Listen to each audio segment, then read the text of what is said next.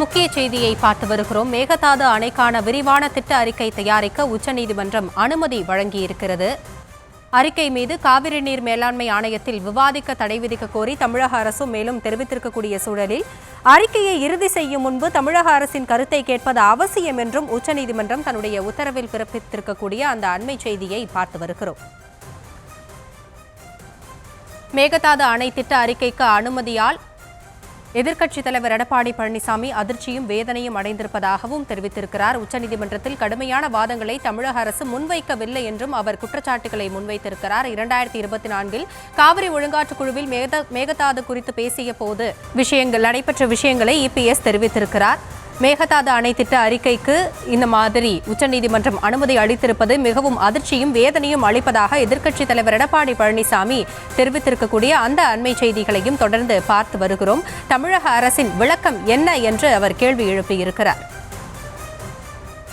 கர்நாடக அரசு நிதி ஒதுக்கிய போது அதற்கு எதிராக தமிழக அரசு சட்டமன்றத்தில் தீர்மானம் கொண்டு வந்ததாகவும் நீர்வளத்துறை அமைச்சர் துரைமுருகன் தன்னுடைய தரப்பிலிருந்து பதிலை தெரிவித்திருக்கிறார். மேகதாது குறித்த கருத்துருவை 2024 காவிரி மேலாண்மை ஆணையம் திருப்பி அனுப்பியது என்றும் தமிழக அரசு தரப்பில் தெரிவிக்கப்பட்டிருக்கிறது. மேகதாது அணையை கட்டவிடாமல் கடந்த 4 ஆண்டுகளாக தடுத்து வருகிறோம் என்று தமிழக அரசு தரப்பில் தெரிவிக்கப்பட்டிருக்கக்கூடிய தொடர்ந்து அந்த அண்மை செய்தியை பார்த்து வருகிறோம். மேகதாது அணைக்கான விரிவான திட்ட அறிக்கை தயாரிக்க உச்சநீதிமன்றம் அனுமதி அளித்திருக்கிறது. அறிக்கை மீது காவிரி நீர் மேலாண்மை ஆணையத்தில் விவாதிக்க தடை விதிக்க கோரிய தமிழக அரசின் மனுவில் இந்த உத்தரவு பிறப்பிக்கப்பட்டிருக்கிறது. அறிக்கையை இறுதி செய்யும் முன்பு தமிழக அரசின் கருத்தை கேட்பது அவசியம் என்றும் அந்த உத்தரவில் தெரிவிக்கப்பட்டிருக்கிறது. மேகதாதுவில் அணை கட்டுவதற்கு அனுமதி கொடுக்கப்பட்டதாக கூறுவது உண்மை இல்லை என்று தமிழக அரசு தரப்பில் வாதம் முன்வைக்கப்படுகிறது. கர்நாடக அரசு நிதி ஒதுக்கிய போது அதற்கு எதிராக தமிழக சட்டமன்றத்தில் தீர்மானம் நிறைவேற்றப்பட்டது என்றும் காவிரி மேலாண்மை ஆணையத்தில் விரிவான திட்ட அறிக்கை இதுவரை விவாதிக்கப்படவில்லை என்றும் அமைச்சர் துரைமுருகன் தரப்பிலிருந்து விளக்கம் அளிக்கப்பட்டிருக்கிறது.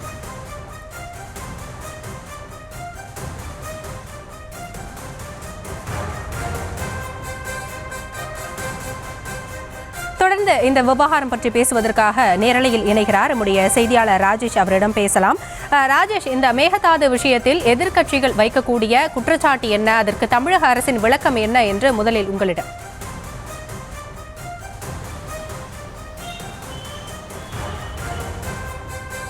ஹாசினி வணக்கம்.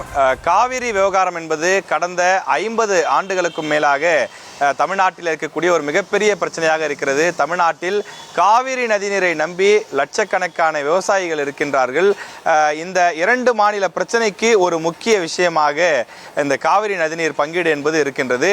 அதாவது உபரி நீராக தண்ணீர் இருக்கும்போது அளவுக்கு அதிகமாக கர்நாடகம் நமக்கு திறந்து விடுவதும், ஆனால் நமக்கு எப்போதெல்லாம் தண்ணீர் தேவை இருக்கிறதோ அப்போது திறந்து விடாமல் தமிழ்நாட்டு விவசாயிகளை வஞ்சிப்பதுமாக தொடர்ந்து கர்நாடக மாநிலத்தார் தொடர்ந்து இந்த விஷயங்களை செய்து வருகிறார்கள். அதன் காரணமாகத்தான் நீதிமன்றத்திற்கு வழக்கு சென்றது. பிறகு காவிரி மேலாண்மை வாரியமும் அமைக்கப்பட்டது. ஆனால் வாரியம் அமைத்தும் உச்சநீதிமன்றம் பலமுறை அறிவுறுத்தியும் கூட கர்நாடக அரசு அந்த உச்சநீதிமன்ற தீர்ப்பை மதிப்பது கிடையாது. தமிழ்நாட்டு விவசாயிகளுக்கு கொடுக்க வேண்டிய உரிய நீரை அவர்கள் பங்கிட்டு கொடுப்பது கிடையாது. சொல்லக்கூடிய அளவை குறிப்பிட்ட நேரத்தில் கொடுப்பது கிடையாது.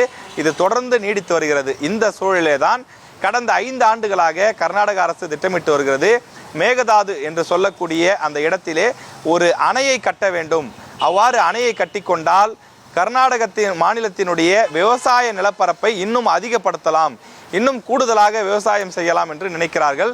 ஆனால் ஏற்கனவே தமிழ்நாட்டில் இருக்கக்கூடிய விவசாயிகள் போதுமான நீர் கிடைக்காமல் அவர்கள் வஞ்சிக்கப்பட்டு வரக்கூடிய சூழ்நிலையில் இந்த மேகதாது அணை கட்டப்பட்டால் தமிழ்நாட்டினுடைய வாழ்வாதாரம், விவசாயிகள் மிகவும் நலிந்து போகக்கூடிய ஒரு சூழல் ஏற்படும் என்று குறிப்பிடுகிறார்கள்.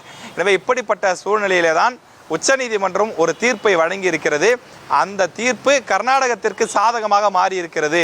தமிழ்நாட்டில் குறிப்பாக டெல்டா மாவட்டத்தில் இருக்கக்கூடிய விவசாயிகளுக்கு இது ஒரு பேரடி என்று எதிர்க்கட்சிகள் விமர்சனத்தை முன்வைக்கிறார்கள்.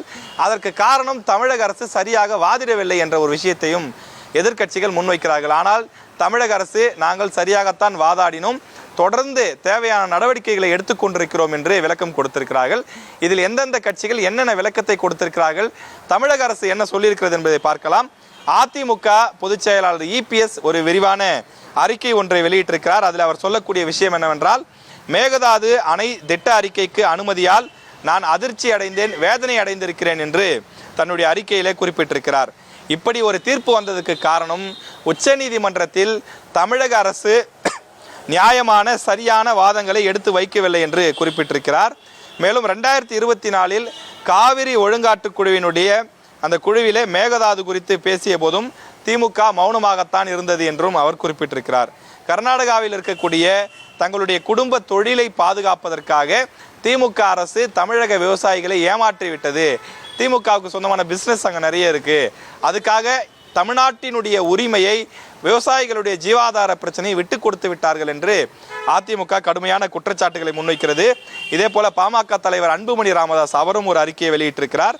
அவர் மேகதாது வழக்கில் தமிழக உரிமையை காப்பதில் திமுக அரசு படுதோல்வி அடைந்து விட்டது என்று சொல்கிறார்.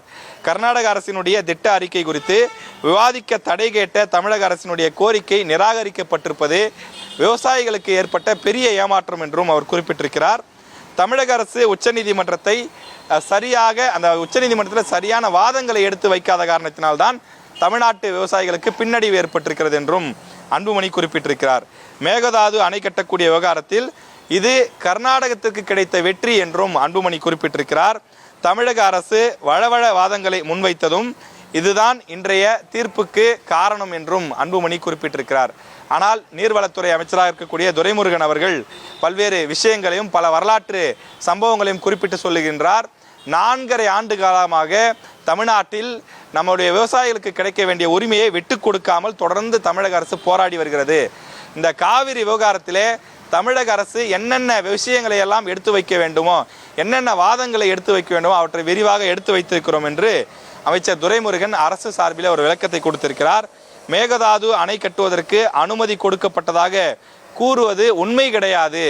அவர்கள் வெறும் வாதிப்பதற்காக, அதாவது மேலாண்மை வாரியம் அந்த திட்ட அறிக்கையை பார்ப்பதற்கும் விவாதிப்பதற்கும் மட்டும்தான் அனுமதி கொடுக்கப்பட்டிருக்கிறதே தவிர இது மேகதாதுவில் அணை கட்டுவதற்கான அனுமதி கிடையாது என்று அவர் விளக்கத்தை கொடுத்திருக்கின்றார். மேலும் காவிரி மேலாண்மை ஆணையத்தில் விரிவான திட்ட அறிக்கை இதுவரை விவாதிக்கப்படவில்லை என்றும் அமைச்சர் துரைமுருகன் குறிப்பிட்டிருக்கிறார். மேலும் மேகதாது குறித்த கருத்துருவை 2024 காவிரி மேலாண்மை ஆணையம் திருப்பி அனுப்பியது என்றும் மேகதாது அணை கட்ட விடாமல் கடந்த 4 ஆண்டுகளுக்கும் மேலாக நாங்கள் தொடர்ந்து தடுத்து வருகிறோம், இனிமேலும் தடுப்போம் என்று அவர் சொல்லியிருக்கின்றார். எனவே எந்த இடத்திலும் தமிழ்நாட்டு மக்கள், தமிழ்நாட்டு விவசாயிகள் பாதிக்கப்படக்கூடிய ஒரு செயலை தமிழக அரசு மேற்கொள்ளாது. தமிழ்நாட்டு விவசாயிகளுக்கு தேவையான அந்த தண்ணீரை நாங்கள் பெற்றுக் கொடுப்போம் என்ற வகையில் அமைச்சர் துரைமுருகன் தன்னுடைய அறிக்கையை கொடுத்திருக்கின்றார். ஒவ்வொரு ஆண்டும் ஒவ்வொரு இந்த விவசாய அந்த பருவத்தின் போதும் இந்த விவகாரம் என்பது, காவிரி நீர் விவகாரம், மேகதாது விவகாரம் என்பது ஒரு பெரும் புயலை கிளப்பி கொண்டிருக்கக்கூடிய நிலையில் இதற்கு 2 மாநில அரசுகளும் அமர்ந்து பேசி ஒரு சுமூக தீர்வு எட்ட வேண்டும் என்பதுதான் 2 மாநில விவசாயிகளுடைய கோரிக்கையாக இருக்கின்றது. தற்போது உச்சநீதிமன்றத்தினுடைய தீர்ப்பை அடுத்து இந்த விவகாரம் தமிழ்நாட்டில் ஒரு பெரும் பேசு பொருளாக மாறியிருக்கிறது.